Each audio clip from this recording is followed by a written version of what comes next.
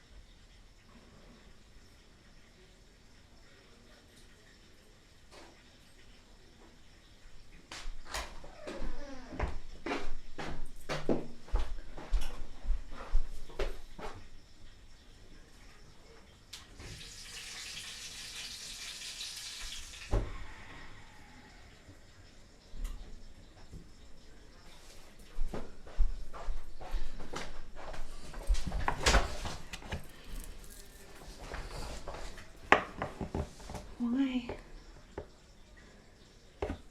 Okay.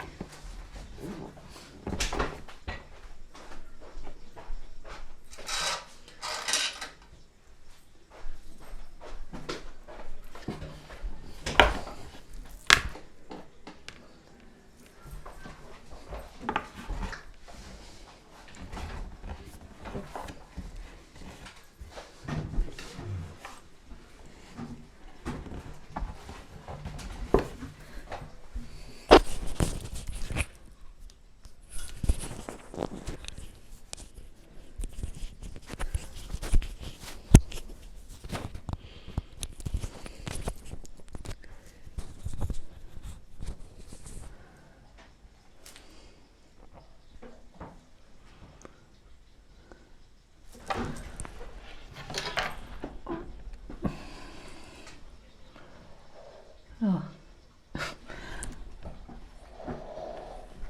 Oops.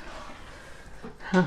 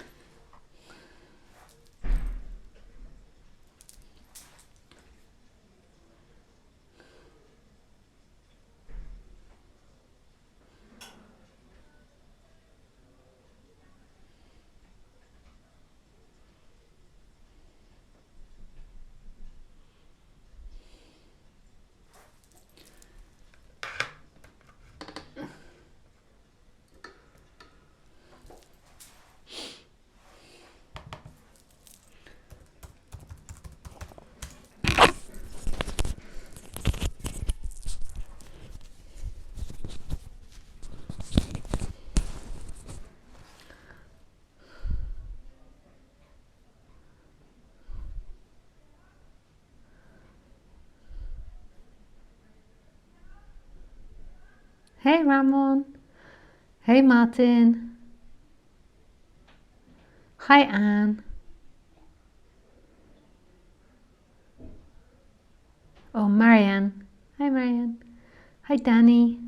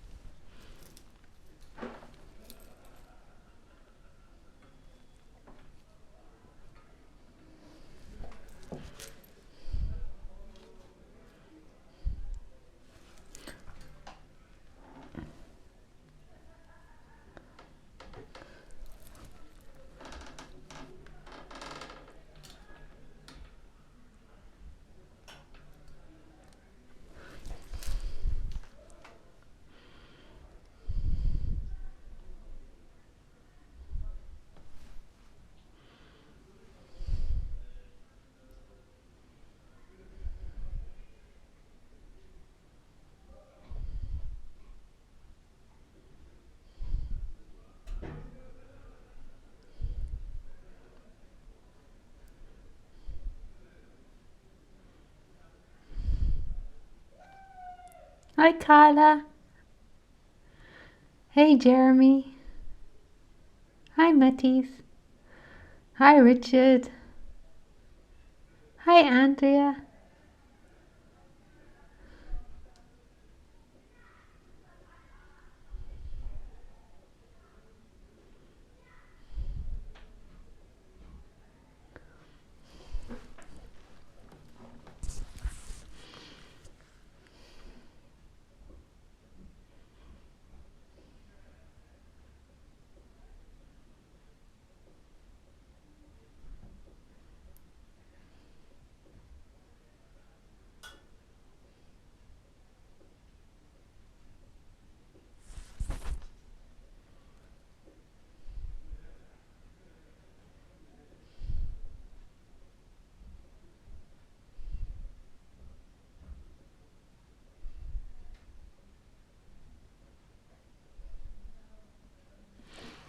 I'm just going to try one more light time with the light. 1 second. It's like very light.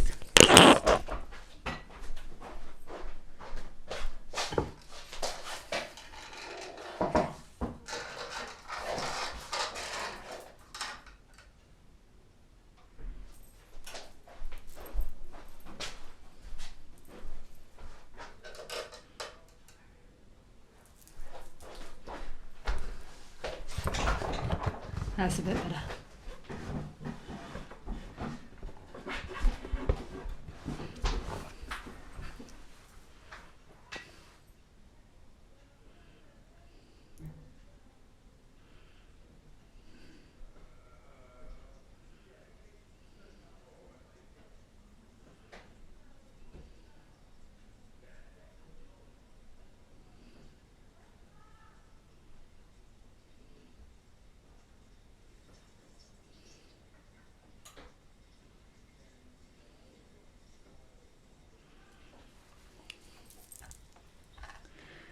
So hi guys, welcome to Livestream. If this is your first time on Livestream, then the way that you contact me is through Skype, and you can send me a Skype request, which is Lisa Cairns 12, and you can either write me a question or speak with me, but just be aware that I get loads of questions and lots of correspondences, so there's a good chance that I won't get round to you and I won't answer your question, but you can try. There's also the chance that I will, dependent on how many people ask questions.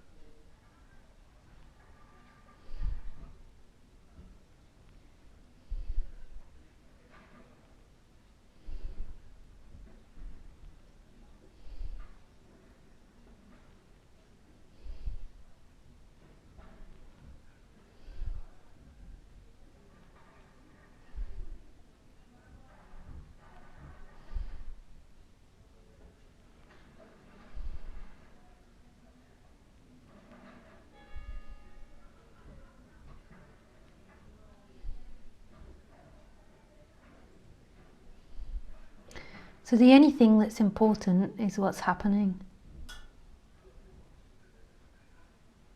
which is this.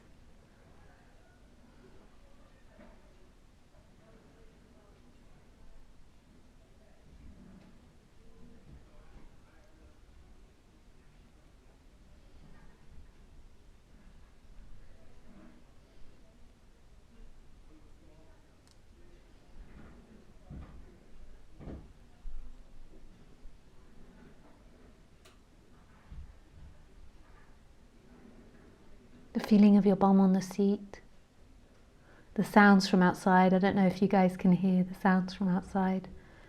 The sound of Khaleesi eating her bone.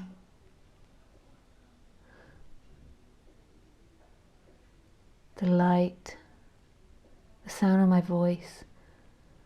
So the aim of non-duality is not to get an intellectual understanding, not to understand something in time, but it's to remember what's actually happening. To remember what is. To remember this.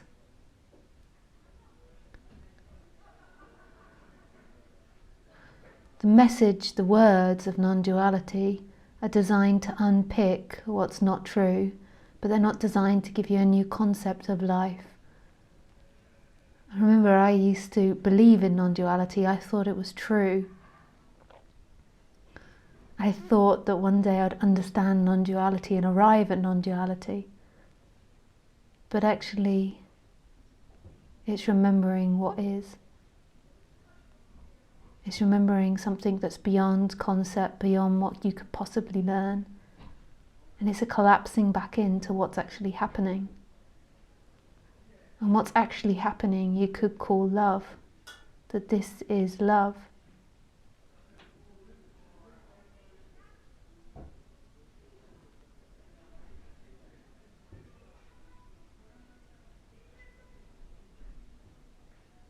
Everything around you is love.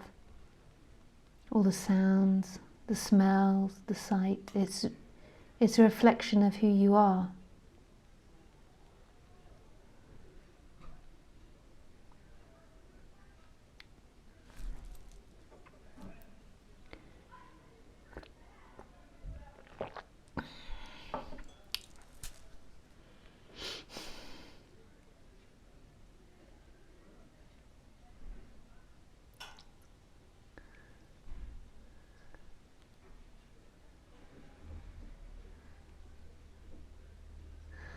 So right now, what's actually happening? There's breathing that's happening. There's hearing that's happening. There's looking that's happening. There's smells that are happening. There's thinking that's happening. There's emotions that's happening. But who's that happening for? Who's experiencing that? Who are you? Most people walk around and believe that they're somebody, and that they exist in time, and that who they are is located inside this body, and that person that's located inside the body is operating the body. It's moving the hand, it's moving the eyes, it's moving the head, it's moving the shoulders. Boom, boom, boom.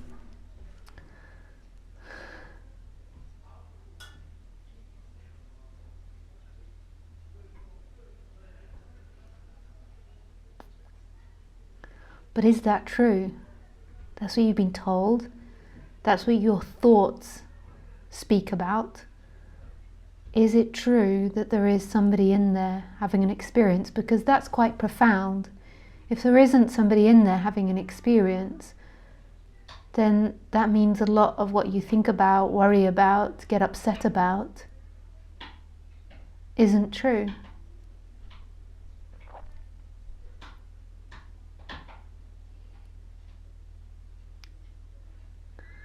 Is there somebody experiencing this? Or is there simply experiencing happening?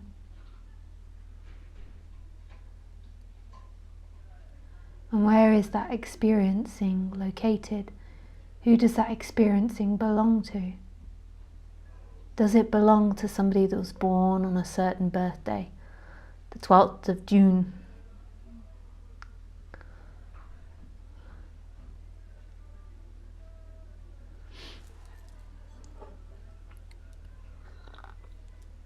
For somebody that's describable as a good person or a rich person, a happy person, an angry person, an engineer, a firefighter, a doctor,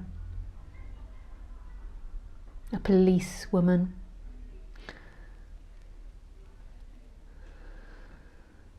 Does any of that describe the experiencer? Is that who's experiencing now? If that is who's experiencing now, then just forget about this subject and go back, go and you believe that that is who's experiencing this, and go and do something else. But if you're ready to question that, then there can be this profound realization and this change that happens. It doesn't mean that on the human level you don't deal with human things. So on the human level, if you're sad with your partner, you don't say to your partner, I'm sad because of this and this and this. It's beyond that. It's seeing that that character is an experience.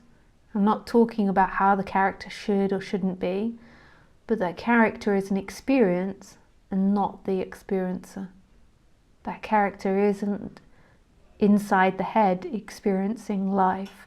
That character is being experienced. That's super beautiful, if that can be heard. It can also seem super scary, or it could seem like a mentally insane idea. Of course the character is experiencing. What's wrong with her? But what's your actual experience? Is that character experiencing, or is it being experienced? And the way you can tell is, can you see the character? Can you see the person with a birth date, the person that's saying, should I choose this or should I choose that? Is that being watched? If that is being watched, then who's watching that? Who's experiencing that? That's not the experiencer. That's something that's being experienced. Just like a character in a film, when you're sitting, I'm sure you can all hear the demand to come in. One sec.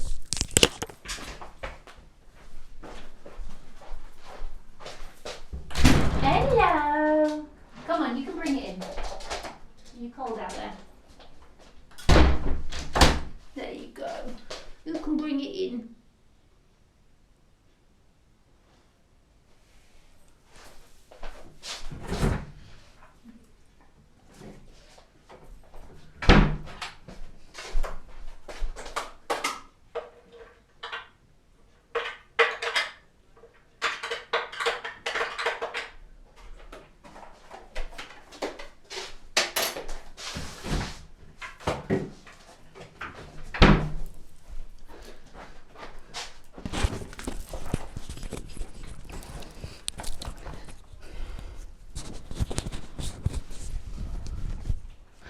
So, who is that person that's watching? Or who is that which is watching?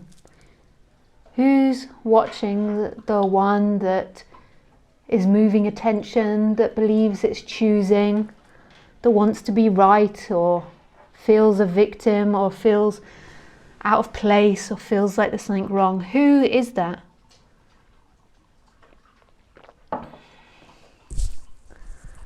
What is it that's experiencing this? So the question is the character in a film? So when you're watching a film, or forget the character in the film, but when you're sitting and watching a film and you're sitting in the audience, are you the film, or are you the one that's sitting and watching? And everything you see is part of the film. That's not part of the experiencer. So just like now, everything that you see is not the experiencer, is the film. So the one that's choosing, that believes it's choosing to sit and listen to me speak, is being experienced. The one that chooses to wear certain clothes is being experienced. The one that chooses to move the hand is being experienced. The one that's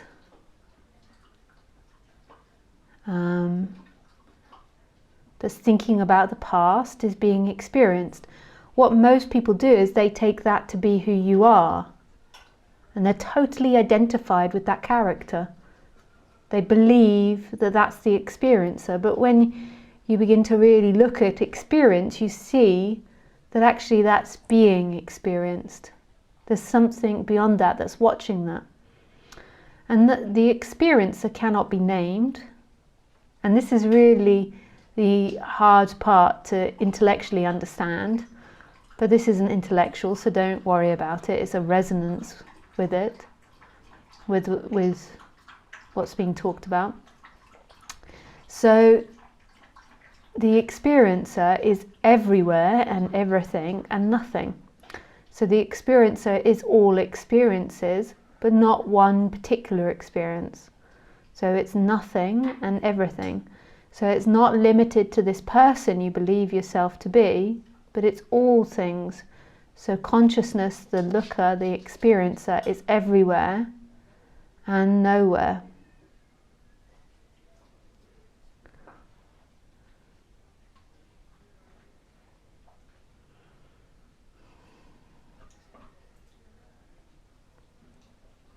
So that's really something.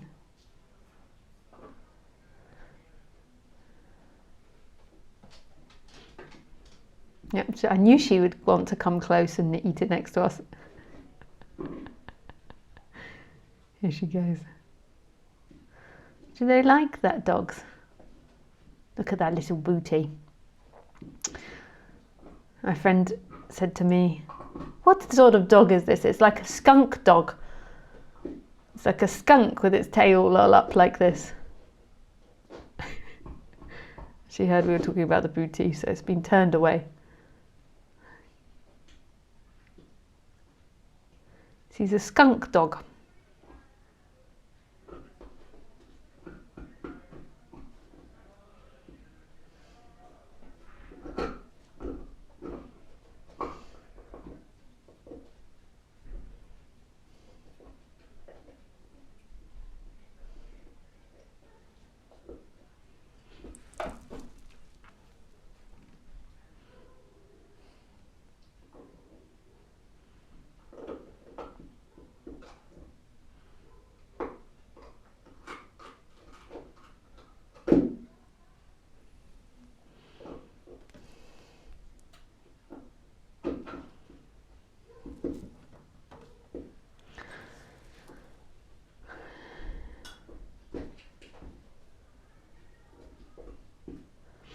So that's what non-duality is. Now, often what happens when I'm talking about non-duality is you have certain emotional responses to what's being spoken about. And then that person is always trying to find pleasure in those personal responses. So you listen to non-duality and the person listens to it only in the attempt to move towards pleasure and avoid pain.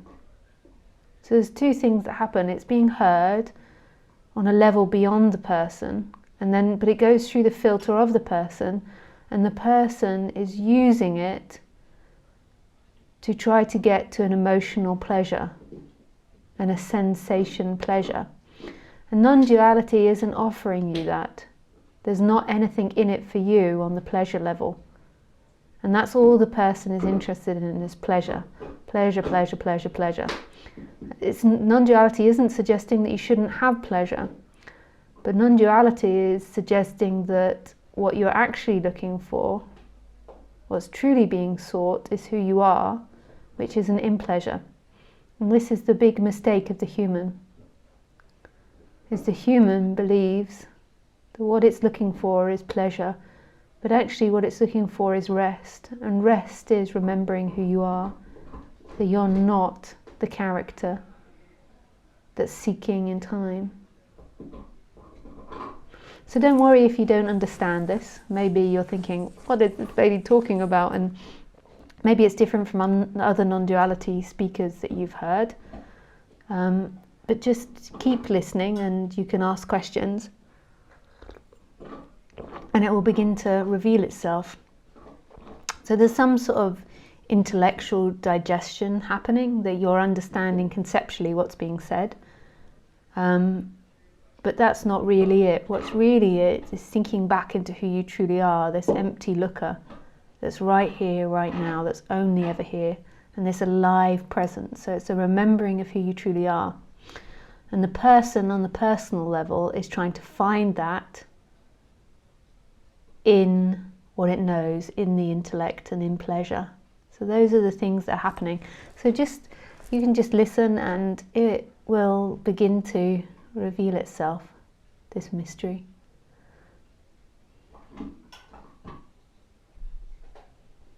You want to come even closer and eat it next to me, don't you? Yeah, I thought so. They're funny. It's most probably like a protection thing, like it feels safe to her to eat it really close to me. Because I'm the big mama wolf in my imagination. In her imagination. I'm like the big mama dog. But to me, I'm a wolf.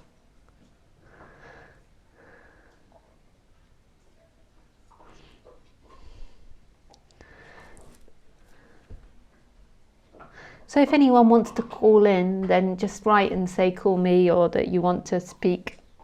I'll read some questions in the meantime. Can you say something about not wanting to leave partner behind, and the apparent relationship that feels so familiar even though it's dead? How to let go of that? Mind runs away from the non-personalness of the freedom and back to familiar.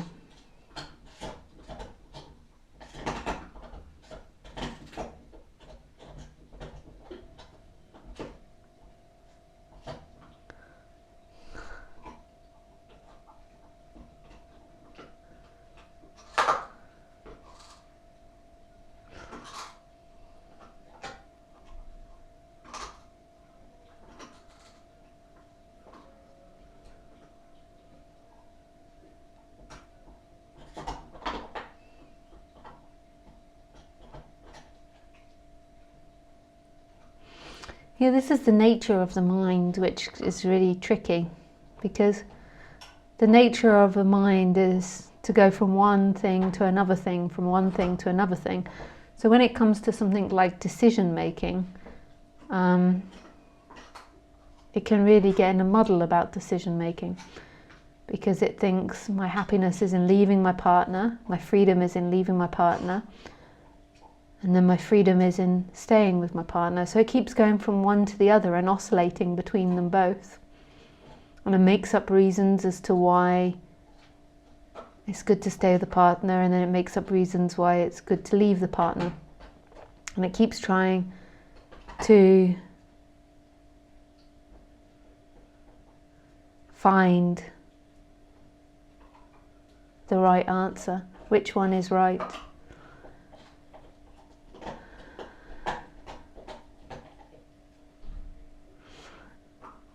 And I can't suggest which one is right. That's something that needs to be explored. And really, non-duality isn't here to give you the answers to whether you should leave someone or shouldn't. It's remembering who you are. And as there's a remembering of who you are, then the character will become more and more balanced in time. And it will make more and more balanced choices and decisions. And when I say balance, what I mean is they're not this desperate search to try to find happiness when you leave the partner, or desperate search to find happiness in the partner. Because when there is that desperate seeking to find freedom and to find home in something, then it always complicates that something. It always makes it too important. So your partner isn't home. What's home is non-duality, is this consciousness, this alive presence that's no thing and everything. And that's really what everybody's looking for. Everybody is looking for this presence. But the separate self, it believes, it doesn't even know it believes it, but it's unconsciously, this energy is always looking for it in circumstance. So with being with the partner, without being with the partner. And it goes backwards and forwards, which one's right, which one's wrong.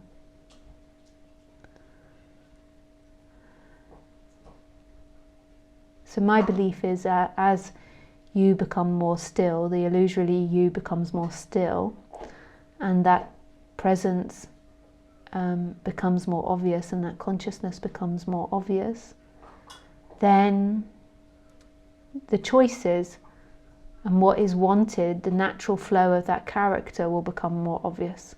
It doesn't mean that the results will always be pleasurable. It doesn't mean that the results will make other people happy, or that they'll always be successful. But it means that the character will be more in line with its natural way of being. Life is always one way and the other, pleasure and pain, and you're going to make good choices which lead to lots of pleasure, and you're going to make what we call bad choices which lead to pain. But when the character is in more flow with itself,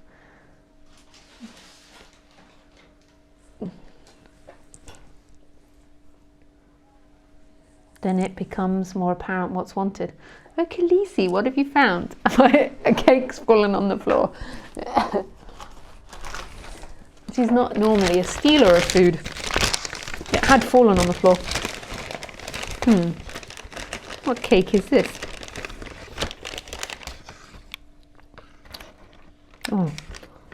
Oh, Khaleesi, you can't have that. That is amazing. There you go, you can have a little bit.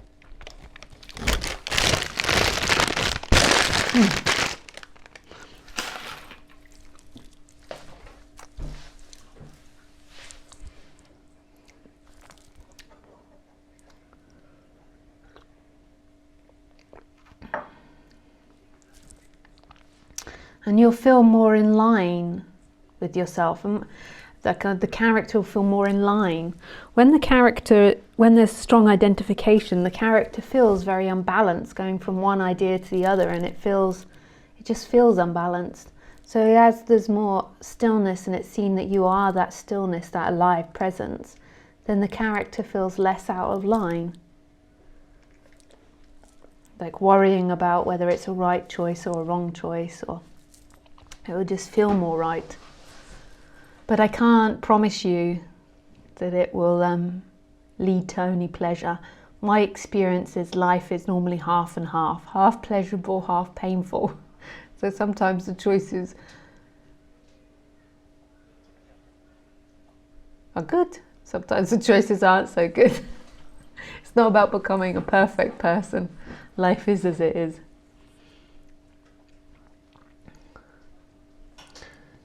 Hi Lisa, hi Bia.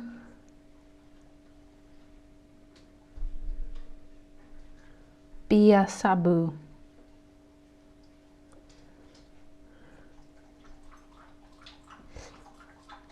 Hi Carlos. Good afternoon. Good afternoon, Carlos. Or good evening. How can you be sure that the idea of non-duality is real? No ideas are real. Ideas always change. So if you really think about what ideas are and what thoughts are, you'll begin to realize that there is no true thought. Thought is based on comparison. So I have blonde hair, and the way that we know that is that we compare it to all other colours, and then we realise, oh, it's blonde. So it's not brown, it's not black, it's not red, it's not blue. What is that? It's not orange, it's blonde. Look at all, it's paint. I've got paint in my hair, on wallpaper. It's blonde. Maybe if you put me in line with lots of blonde people, then you would have lots more description. So you might call me like a more reddy blonde or a coppery blonde or something. So we know I have brown eyes by the fact that I don't have turquoise eyes or red eyes, although maybe I do with all the lights. So you have to think about what thinking is. Like, can any thinking be true?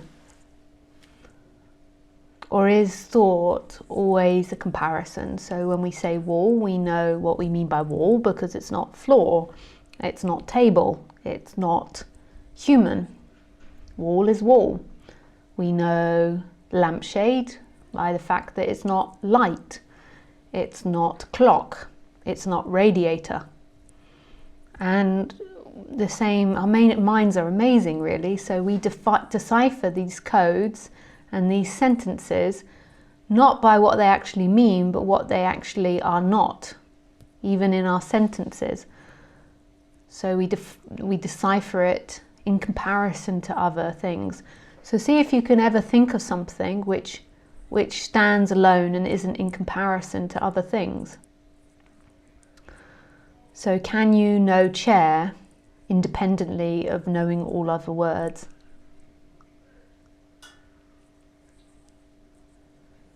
Like, is there anything that you can think of which isn't comparative?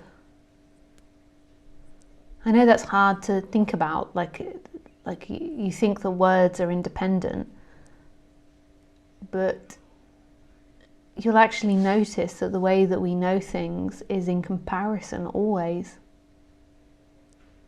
Tall by short, good by bad. I went to the police station. We know that we went to the police station because we didn't say went to the hospital. We can identify all these things that we didn't do. We went to the police station. So that's different from we went to the mountain, we went to the school, we went to the shops. If the only thing there was in the world was police station, then you wouldn't be able to identify it in your imagination what it was. You need comparison. So think about it. So it might be easier to think about that with tall and short. Like, you can only define what's tall in comparison to all other things. So I've said this many times before.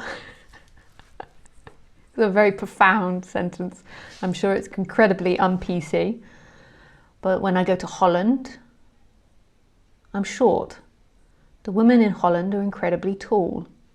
Not all Dutch women, but a lot of Dutch women are tall.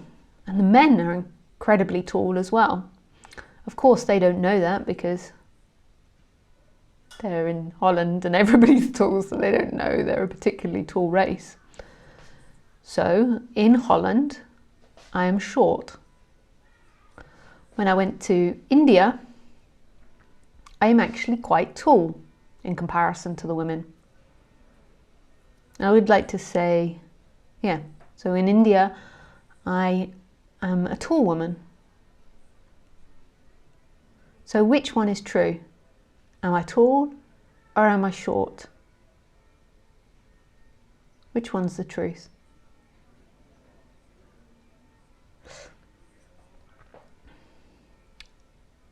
So we know the word non-duality by duality. So if there wasn't duality, we wouldn't understand what non-duality was. which is the amazing thing about the human. It's so cool what the human can do. So by the fact that we can think, we can recognize who we truly are. Khaleesi just is who she is. So Khaleesi's my dog, if you didn't know, the one that was eating the bone and tried to eat my cake.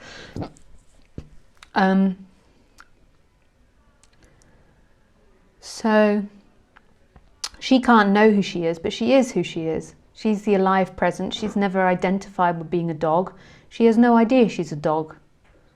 She doesn't know that she has a beautiful face, that she's black and beige and has big ears. She doesn't know where she lives. She doesn't know that she's originally from Thailand. She just is. She's just this alive presence experiencing itself through the dog form. But she doesn't know that. There's no knowing of it. But in the human form, because there's been the identification with separation, there's this added thing which we call enlightenment.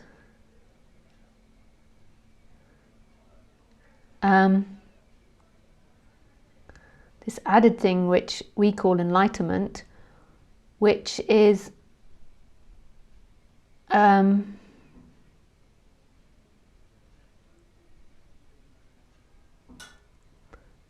the recognition and this energetic shift from being separate to being everything. And because we've got this ability to think, there can be this thing which all other animals don't have, which is the ability to know the difference, which is amazing, amazing creation.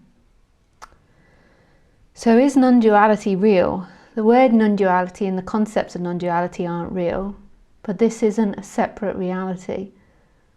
That's only a human illusion. To the birds, to the bees, to the dogs, to the foxes, to the wolves, to the fish, to the lions, the monkeys, the gorillas, the cows, the sunlight, the grass, the wind. This isn't separate. This isn't a separate reality.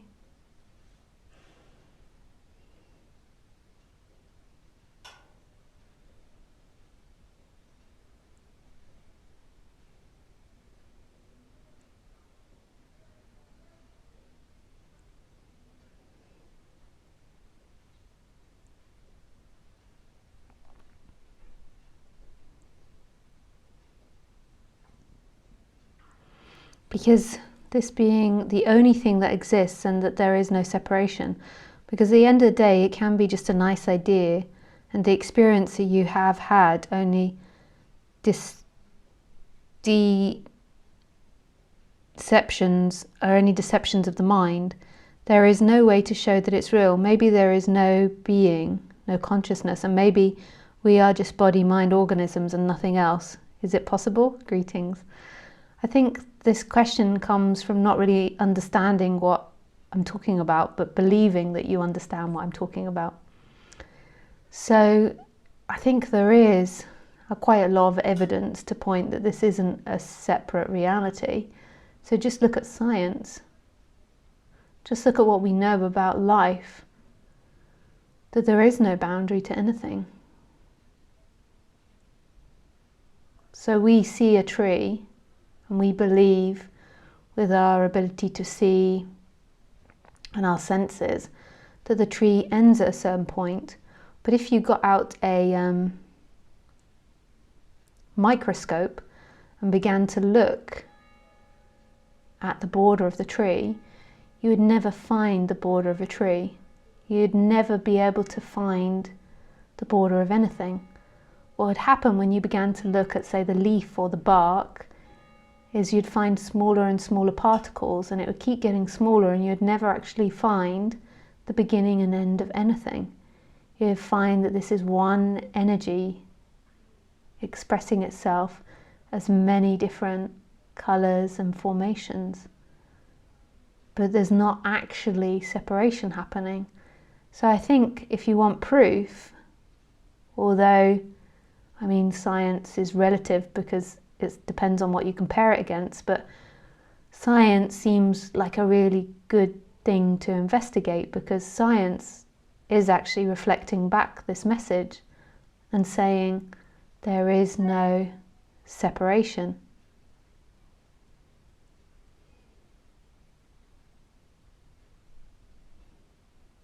So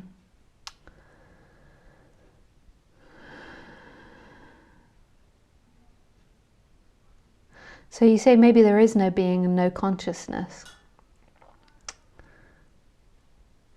I mean, ultimately there isn't. Who you are is a mystery. So putting the word on being or consciousness is only something that we have as a mind, and ultimately it's totally mysterious as to who we are and who's experiencing this. So saying you are beingness or our consciousness is also not quite right. And I do say that if you listen to enough of my talks, but it's like I can't say everything all at one go, otherwise I would just say nothing. You have to do it kind of in stages, because as we talked about at the beginning of what you said, is that words are always in comparison. So I can't express non-duality all in like one short sentence. It's like trying to put it out there. And actually, consciousness and beingness both have two qualities, or you can't even really call it qualities, but they're nothing, nothing, nothing, nothing, and everything simultaneously. It's not that they're consciousness or beingness that's separate from everything. But this is where I think that you don't quite understand what I'm saying.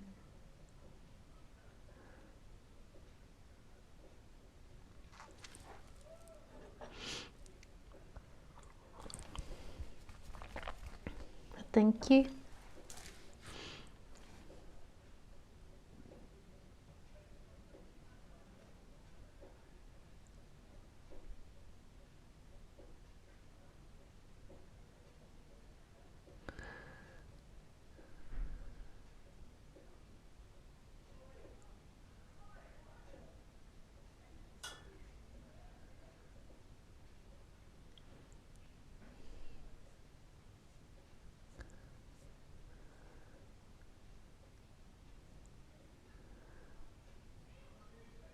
You're amazing, so happy to discovered you. Oh, thanks, Whitney.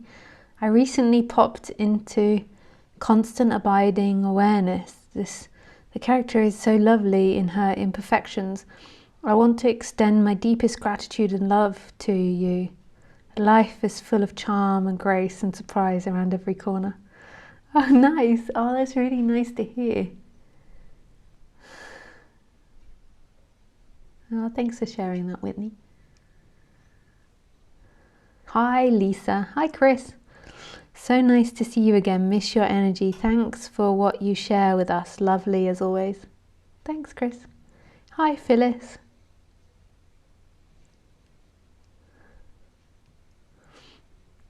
Hi, Lisa. Welcome back. Nice to spend time listening to your talks. Thanks, Sue. Hi, Lisa. My name is Dima. Hi, Dima. I've been asking different... Hi.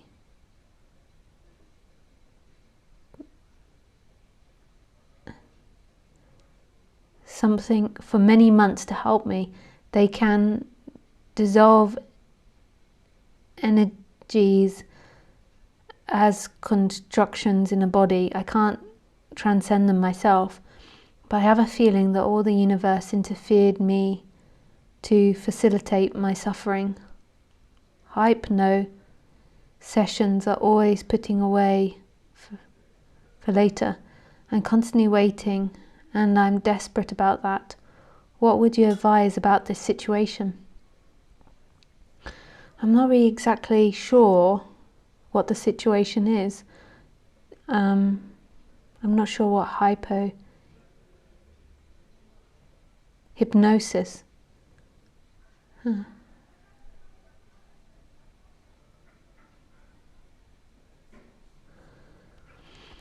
That's too hard for me to comment on that situation from that little bit of writing. I don't really know. Sorry, it's too little for me to comment on.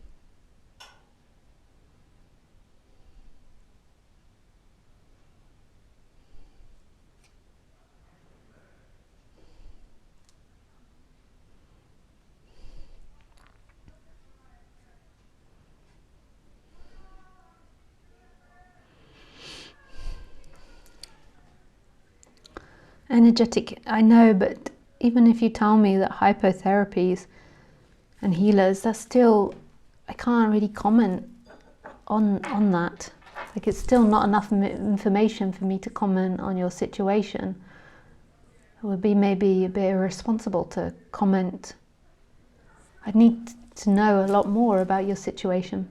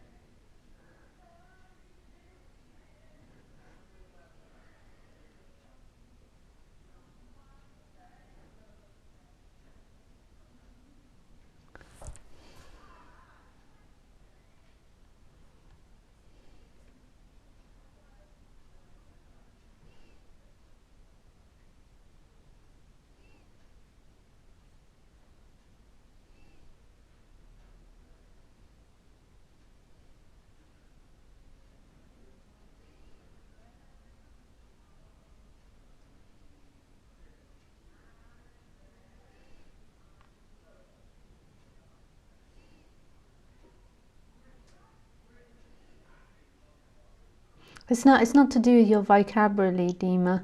It's to do with the fact that you're asking me too much in writing. I think we'd have to speak, like we need to speak about something like that.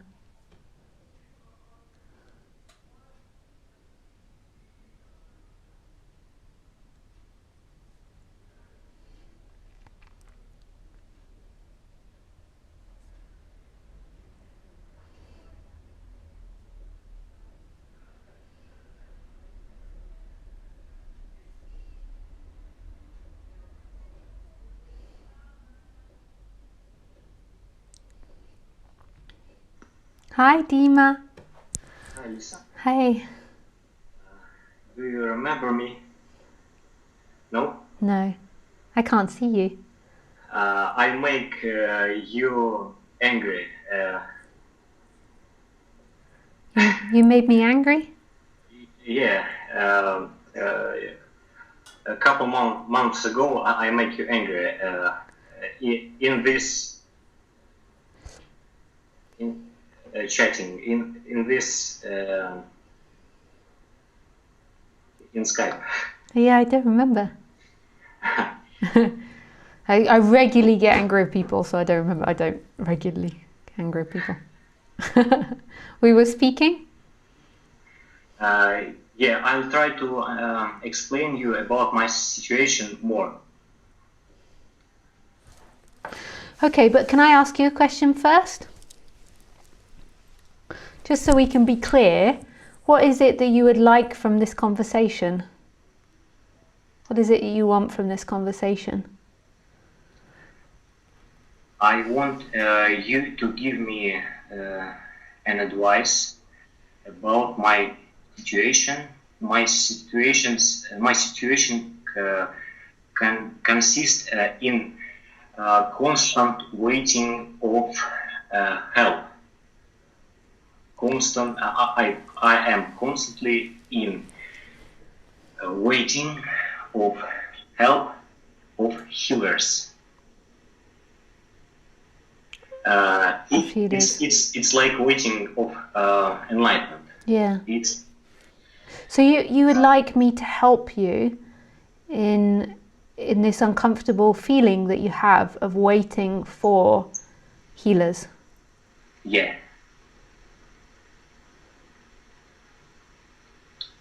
But unfortunately,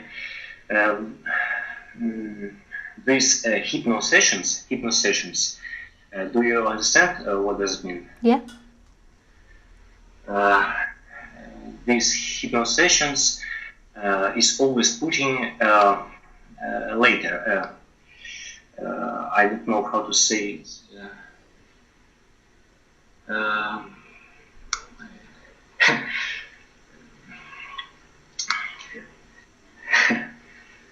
Please wait 1 second.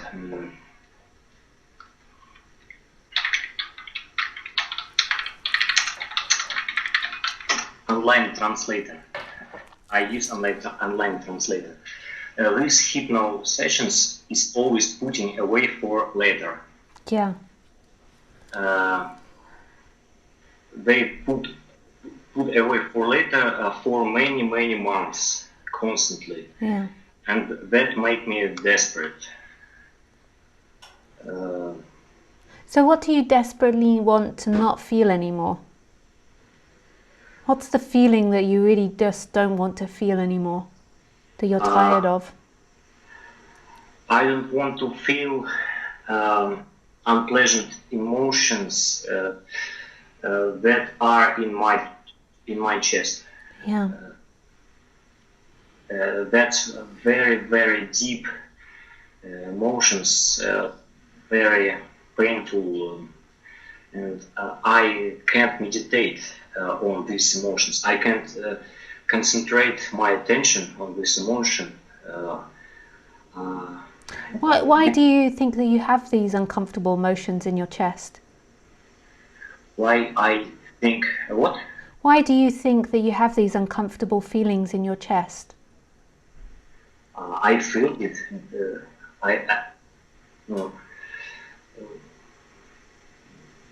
Why I think that I feel these uncomfortable emotions? Yeah.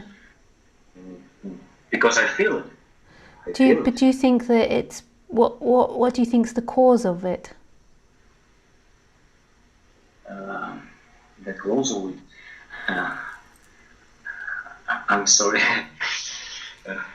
My vocabulary. Well, maybe we can ask someone what language do you speak? Maybe we can ask someone if there's a translator out there. I speak Russian. So if there's any Russian person there that would like to translate, then you can just call and I can add you into the call and you can translate for us. That would be wonderful. I remember last time there was somebody, maybe it was you, there was somebody that couldn't speak Russian and then afterwards somebody offered to translate. I don't remember though, I can't remember. Unfortunately, I have no such person who who can translate my asking in your... You're doing really well. It's just, it makes it easier if we have a translator. Yes, I understand. So, my question is very simple. Yeah, I understand. I understand your question, but it's but the way that I like to answer is I like to interact with someone. So I like to, rather than just giving a big monologue. Sometimes I give big monologues, but I want to interact with you, and I want to really get to the source of discomfort, like what you're really feeling uncomfortable about. Just like if you had a thorn in your body, but you couldn't find where the thorn was. Like, I like to go right to the thorn.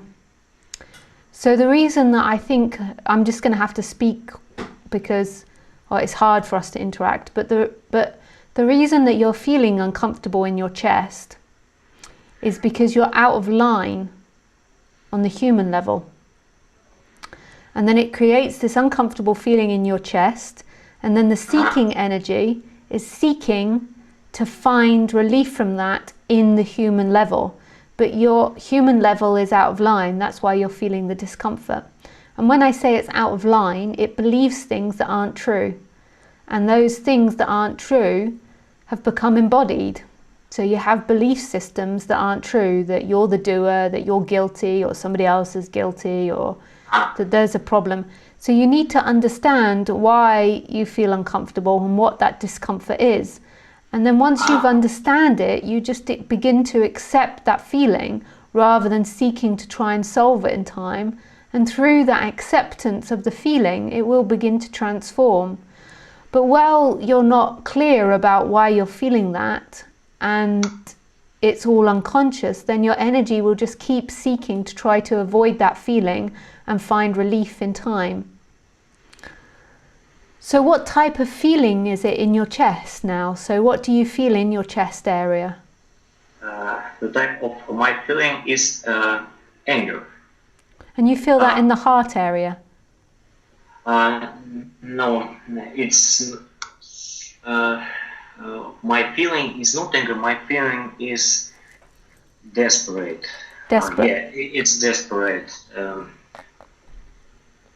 So the reason that you feel desperate is because you'll have been taught to respond that way to life, and it will have built and built over years. So it will be something that you've inherited from your parents, and it will be a feeling, a response of how you respond to things, and then it will build through false thoughts, through things that aren't true. So I'll give you an example of that. This isn't saying about your case, but I'll give you an example. Is that like desperation, or that feeling of anger and desperation and frustration, build on top of the idea, firstly, that you're a separate person, that you're in control of life. And they build primarily from the idea that you believe things need to be a certain way in order for you to be happy and for you to be free. And this is built from many, many years. So it will have started by a situation when you're in childhood where your mum and dad did something which upset you, and you felt this overwhelming feeling of upset, and you didn't know how to deal with that. So a layer of frustration built, a layer of discomfort built. So then this carries on at school. Something is out of your control, or something happens, and another layer of discomfort, of frustration. You keep building up and validating these ideas that you can't control things, that you don't know the way out of things. And you build and build through the years on these false ideas, and you keep believing that if you control the circumstance, if you do something different, if you act a particular way, then that feeling will disappear. And by the time you've got into your 20s, you've got all these layers of false beliefs happening, which are producing uncomfortable feelings in your body. Rather than initially, when you were a child, something went wrong. So say your parents didn't give you what you want, you felt anger. Rather than just dealing with that anger and letting that anger pass through the body, you had all these ideas on top of the anger that they shouldn't have done this, that it was their fault, that this shouldn't happen, that you're not allowed to feel angry, that you're ashamed to feel angry. So it's just seeing that feeling, seeing it for what it is, seeing for the line that it's gone through being identified, and then just begin to invite the feeling in and allow the feeling to be there rather than keep trying to run away from it.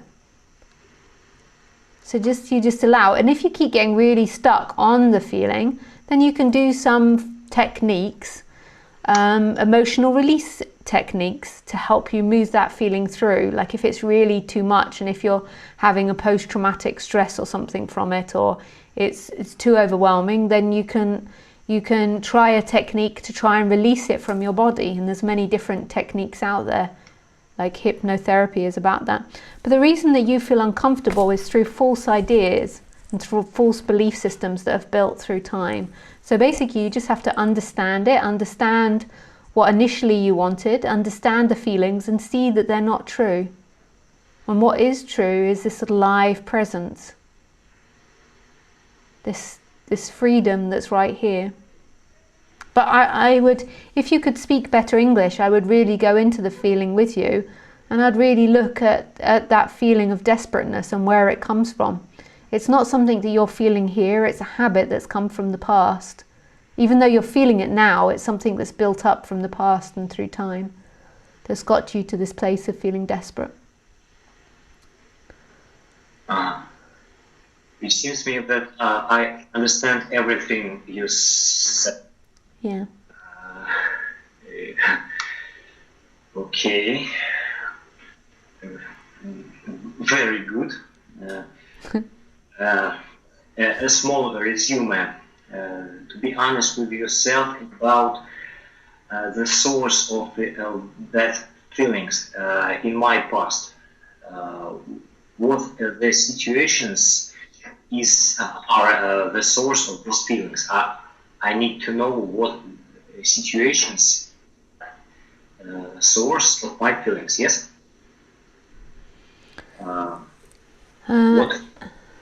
What thoughts is source of my unpleasant feelings? So the false beliefs that are in play, that have built up when your mum or your dad did something to you, and the response that you had, and that habit of that response, and then seeing that it's not true. But it's something that you need to really investigate, and maybe you need someone to guide you through it to really understand that feeling. And the aim is that when that feeling comes up, you recognize that feeling for what it is. You understand where it comes from. You understand why that body mind is having that feeling, and you see and you know it to not be true. That it's not true. That you're not someone that's desperate. That you're not somebody that's helpless or frustrated. That there is simply a feeling coming up that has been built, that has been created by false ideas, and that's not the actual reality of the situation. When it's unconscious and you feel it's true, then you're always trying to avoid that situation and fix that situation, and you can't fix it. You have to undo it. It's rather simply to understand you, but it's hard to me to speak English. Yeah. You know. Nevertheless, you're doing very well. You've done very well. I'm learning French at the moment, and I get this thing where I've practiced my sentences and I know what I'm going to say, and then when I go into the shop and I have to say it, I then freeze. I'm like, and it's really hard suddenly to speak. And even though I can understand a lot of what's being said to me, speaking is really hard. It's really hard to actually speak it. Unless you get to practice, you kind of always get that frozen. So I think you've done really well. It's very hard speaking a different language. Okay. As I understand, these hypno sessions and whatever else may take place to help me to with my emotions. Yeah. But when waiting appears, I should see that it's not true. It's not true, and you can explore You know, when you had that experience as a child, when you felt it in the past, and you can explore the fake ideas that come with it. So I'm waiting and I'm always stuck here, I'm never going to get there, I'm never going to arrive, I'm always waiting, I've been forgotten about, or whatever ideas come with that sensation. Just keep exploring it. And see that feeling that's penetrating like different experiences. Yeah. Okay. Explore these thoughts and write on the list. Yeah. Sorry. You say me that I should explore all these thoughts and. I can write them on paper. Yeah, you could write them on paper. Yeah, you could do it in a meditation. You could work with someone to look into them better. Okay, thank you, Lisa. It was a pleasure to speak with you. And final joke. Final joke. My friend said that you are most beautiful broccoli he ever seen. I think I remember speaking to you now when I said you said I'm a vegetable, and I said I'm a vegetable too, I'm a broccoli. Was this right? Yeah. I don't remember getting angry with you, but I remember that. That was super funny. Oh, funny. Nice. Okay. Thank you very much for calling and attempting to speak English. Thank you. Thank you. That's a love. Bye. Bye.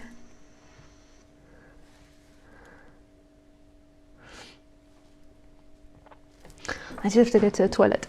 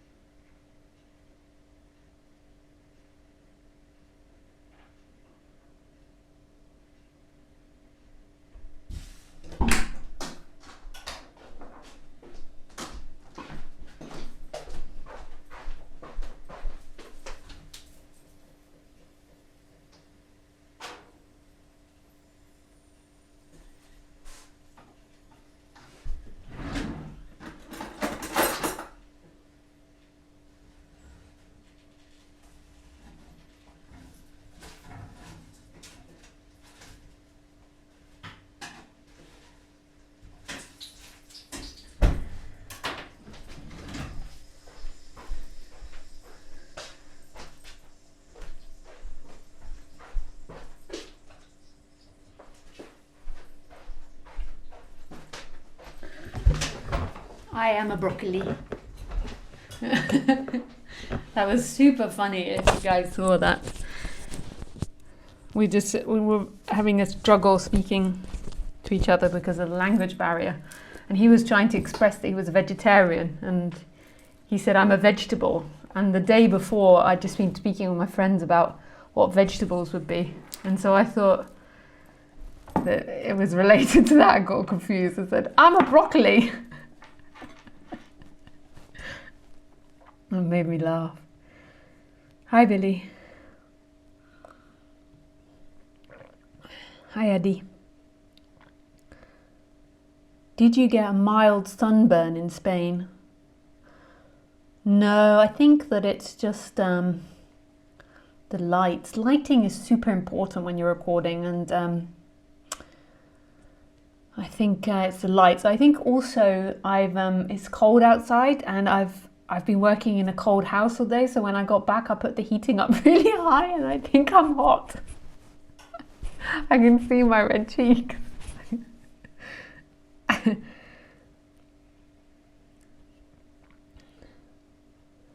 Hey Lisa, I have a question. They say what you're looking for is already the place where you're looking from. How to reach this place? Well,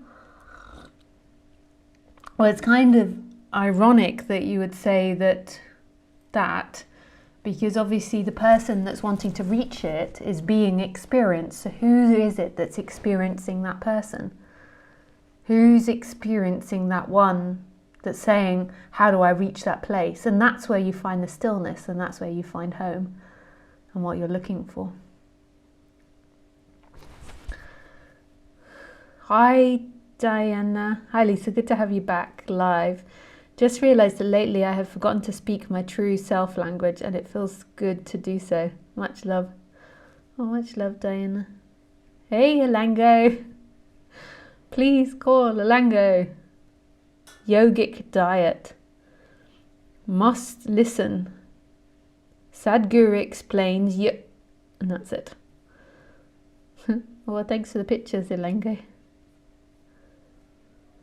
Okay. Yes, Billy, you can call if you want to ask a question, or you can write the question, whichever you like.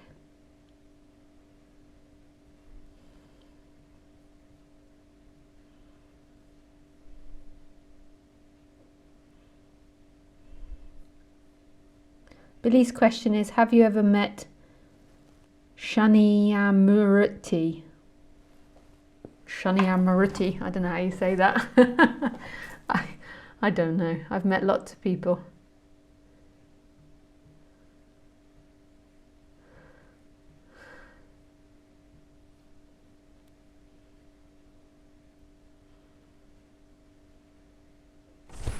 Man, I'm super hot. I can see on the thing my cheeks are really red. Maybe I should turn down the heating.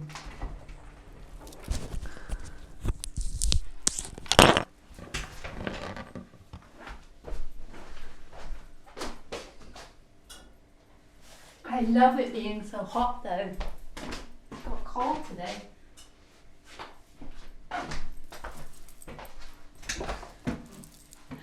I want it to be cooler.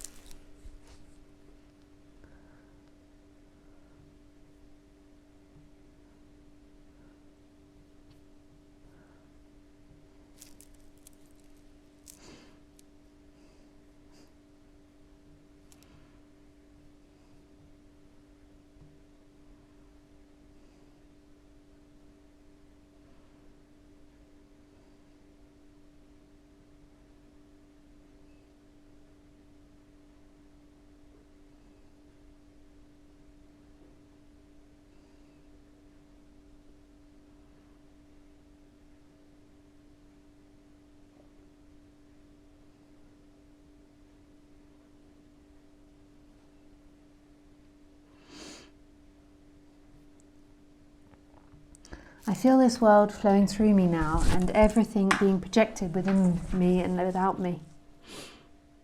How does consciousness differ from what I am and the chair I sit on? It doesn't. Consciousness is everything. Everything is conscious. You're not conscious inside the body. There isn't a center, localized spot in which is conscious. Conscious is all appearances. You could even say there is no consciousness, there's only what's happening. And what's happening is aware of itself. So the chair is aware, not like you imagine, as in like the chair has a human inside that's aware. It's that consciousness is everywhere in everything. The chair isn't independently aware, just like the human isn't independently aware.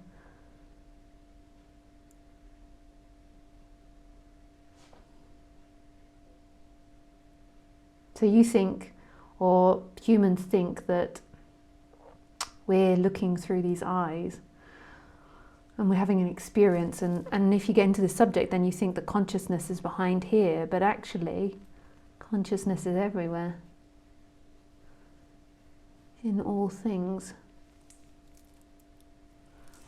There isn't a centralized looker. It just looks as if it's looking through these eyes. So if you think of a dream at night, when you dream, so tonight, Billy, when you're in bed, you have a dream that you're in the army or something, and that you're practicing running through a field and hiding behind a bunker.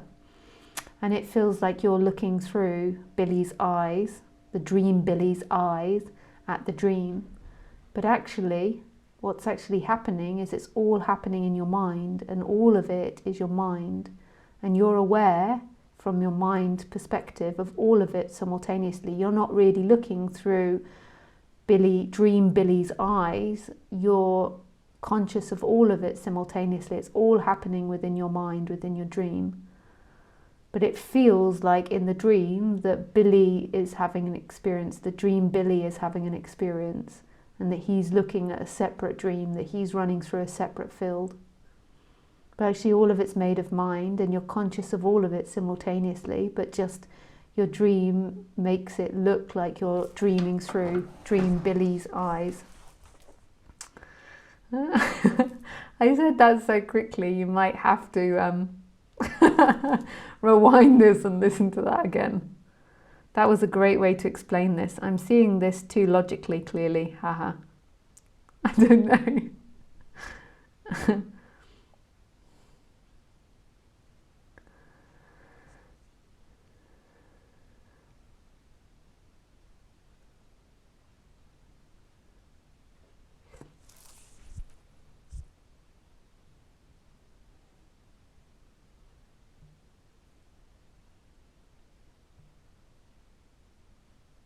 But what is great for me to see now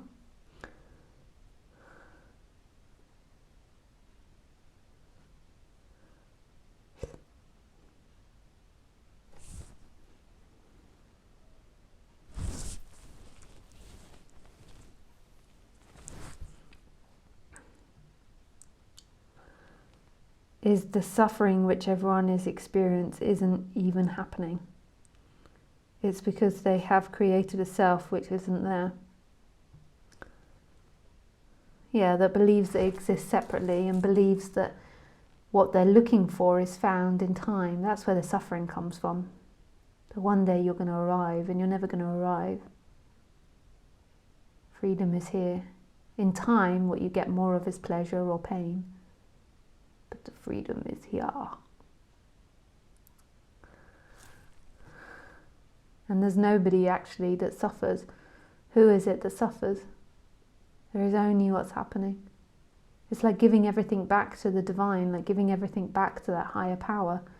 Like rather than being this small, isolated creature that suffers, it's giving it all back and seeing that there's nobody ever suffering. Nobody suffered anything.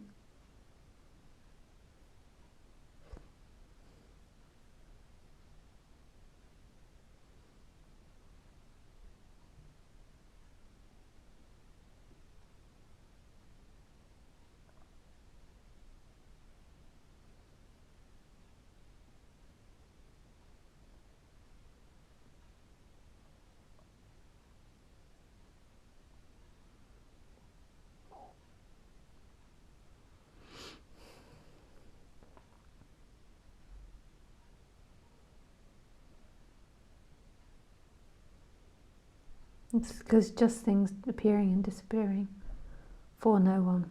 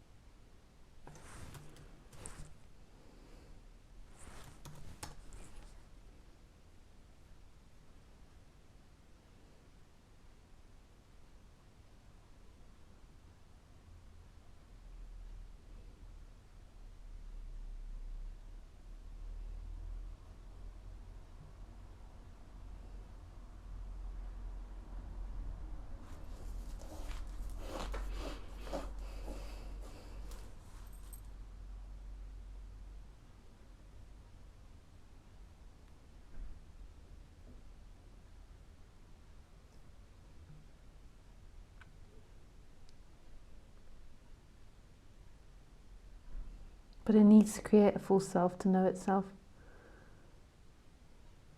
Yeah, you could say that.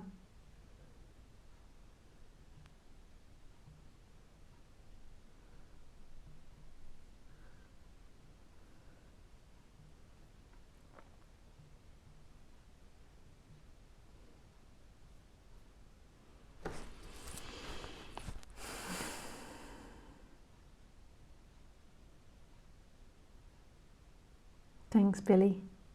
He says, thanks, Lisa. Thanks, Billy.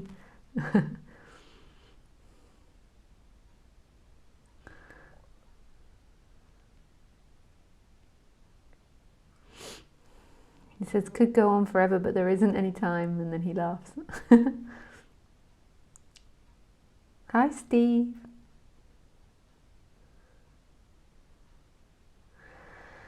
Okay, guys. Thank you so much. Nice to spend time with you again. And I should be streaming on Wednesday. But always check my website just to make sure I am streaming, because sometimes I can't because I'm away or something happens and comes up. So thanks very much. Bye.